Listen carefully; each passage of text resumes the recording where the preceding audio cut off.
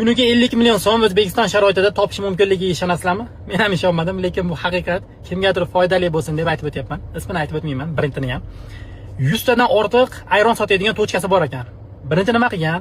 Bir nechta tochka ochgan, yaxshi ketayotganini bilib, foydasini ham atrofdagi hamma pullarni tochkasini ko'paytirishga sarflagan. Vodiyda va Toshkentda, Vohida ham bir nechta tochkalari bor ekan.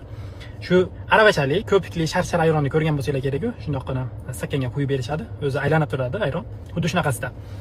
Har bitta tochkasida o'rtacha 700 ming so'm, 800 ming so'm, 500, 400, xullas qisqa qilib aytganda 500 ming so'mdan bitta tochkasidan sof foyda olar ekan. Ish haqlaridan tashqari. 100 ko'paytirsangiz 50 million so'm. Ishchilarni o'ziga 30 million so'mdan ortiq pul tarqatar ekan kuniga. Bu 50 million so'mdan tashqari. Hayron qoldim.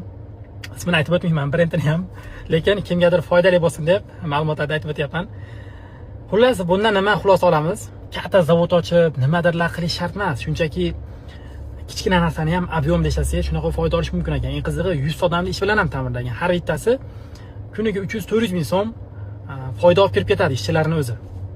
Xullas akalar, bu videoda shunaqa tochkasi bor tanishlarga jo'natib qo'yinglar. Kimgadir foydali bo'lsa, men ham xursand bo'laman.